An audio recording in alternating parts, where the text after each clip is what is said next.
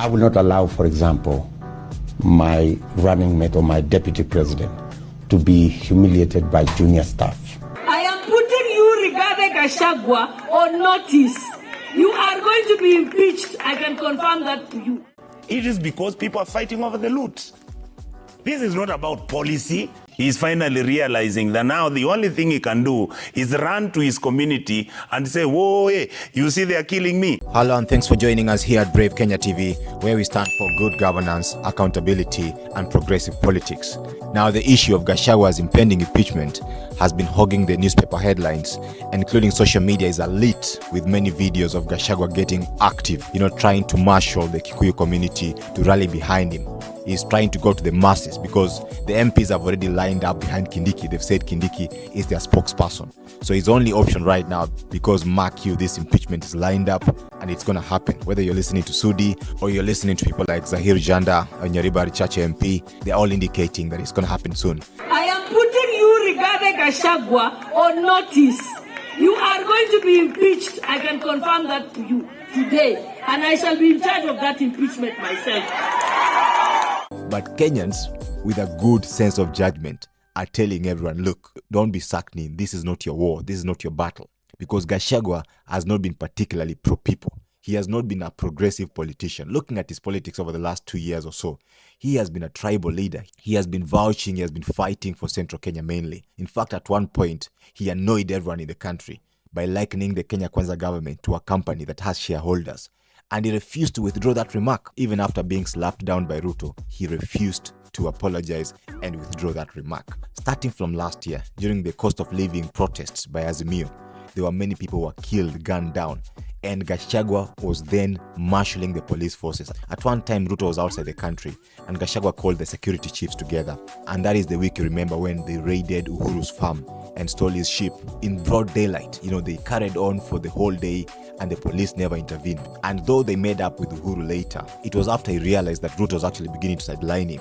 And it was foolhardy for him to continue fighting Uhuru, and yet he was the only leader within Mount Kenya who was capable of rescuing him in case RUTO came hard on him. And that's what's happening at the moment. Right now, Uhuru has actually mended fences with Gachagua, and he's actually defending him, through politicians that are allied with him. Now, you only have to look at Gachagua's press conference last week to know that this guy is not pro-people at all. He was being asked questions, about the GenZ, their uprising, whether the government is apologetic for having not listened to Wananchi and causing the young people to go to the streets for them to actually then turn around and revoke the finance bill. And he had no bone of apology. In fact, he was being asked about the number of Gen Zs who died during the protests, and he seemed not to have a number at all to put to it. He seems totally out of touch with the issues that affect the normal Wananchi. Apart from the issues that affect Central Kenya, he seems to be totally oblivious about the real substantive issues that have been raised by Gen Z. Look at this. You don't have information about how many people died? I am not going to comment on operational issues to do with the national. That's not an operational issue. It's a fact. It's a statement of fact. It's an operational issue. The cabinet, in different dispatches, indicated that compensation was going to be given or granted to families that lost their loved ones. What is the progress about that? You would have to check with the minister who is responsible for the implementation of the cabinet decision. You see, once we have met in cabinet, every line minister takes the responsibility of implementing the cabinet decision. So I don't have the facts because I have not asked for that answer as to how far we have gone with the implementation. I would advise that you seek out the minister. How important is that matter to you? Very important. But you have no information. Yes, because I have not asked about it. Why? I have many things that I need to ask about every day. And when the time comes, we'll get a report. He gave that press conference last week on a day that 3 Kenyans, the Kitengela 3, who had been abducted and languished in custody for a whole month, had just been released. He should have addressed that issue. That was a major issue that concerns the people, because abductions in this country are a big issue. He should have spoken about it and said, this is wrong, this has to stop. That is how you connect with the people of Kenya. Now, the people of Kenya know who their champions are.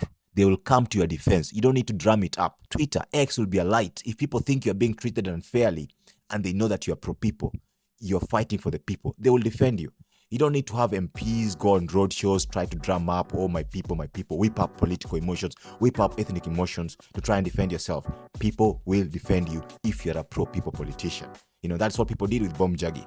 Bomb Jaggi was in custody and people made a lot of noise and they had to bring him out. So be warned, guys, and listen to these leaders who are actually saying what it is that is actually behind this conflict between Ruto and Gachagua. It has nothing to do with you Kenyans, because they're not differing on policy. They're not differing on how they should treat people, whether they're giving people less or more.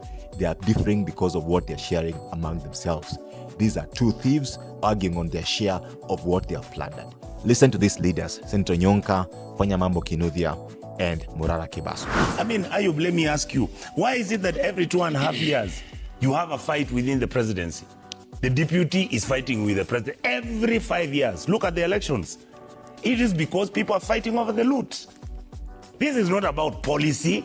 Vice President Gachagua is not fighting William Ruto because they have disagreed on the medical policy, or they have disagreed on what to do with our youths in terms of what is their employment targeting and what is the employment strategies. He's finally realizing that now the only thing he can do is run to his community and say, whoa, hey, you see they are killing me. I'm your son. I was telling you I was going to bring you the food and the bread. You see they have taken the bread away from my hands and my mouth. I have nothing to offer you now. So please, I'm your son, take care of me.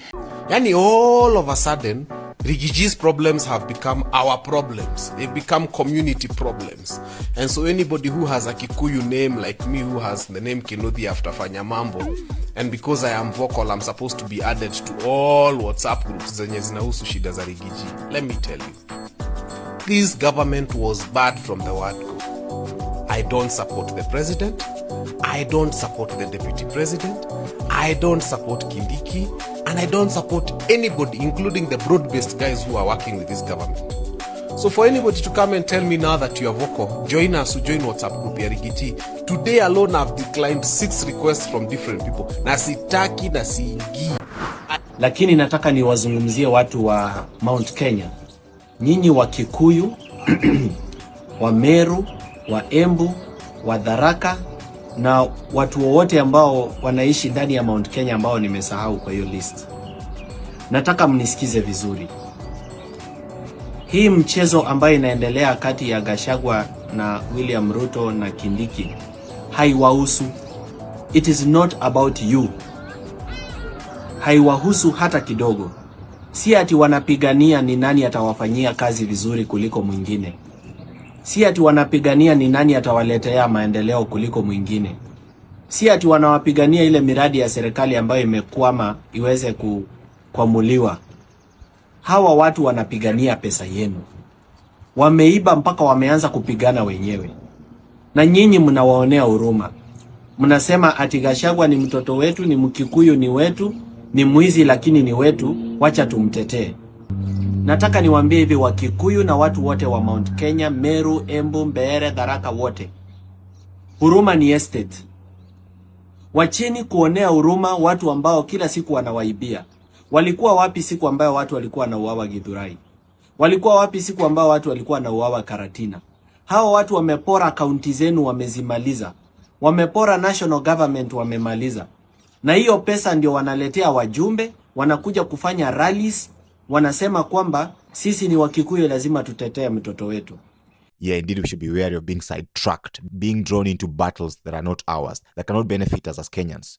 We should be focused on the target, which is to mobilize ourselves as citizens, to do voter education, to do civic education, and prepare to vote out this government en masse and usher in a government of diligent Kenyans who have a good track record and who can take this Kenya forward in a new direction. That is what we want. We want to vote out all these guys, Kenya Kwanza, ODM, all these guys who have an anti-people agenda. We want to vote them out come 2027 and take over power and drive this country forward in a totally new direction.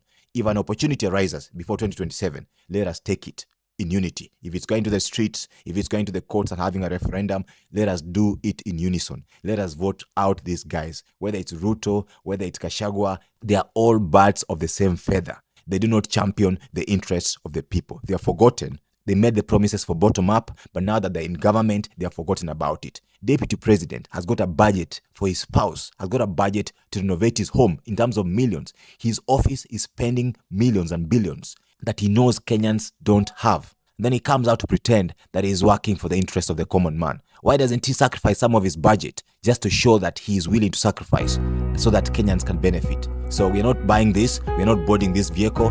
Let Gachagua carry his own cross. If they're impeaching him, so be it. But that is just their shenanigans. That is their politics. We Kenyans are focused on the people's agenda, and we will not be distracted. Thank you for your time. Please take a moment to subscribe and give this video a big like, and also hit the bell button so you're notified whenever we upload a new video. Thanks for your time again. God bless you. Viva Aluta Continua. Thank you. Bye-bye.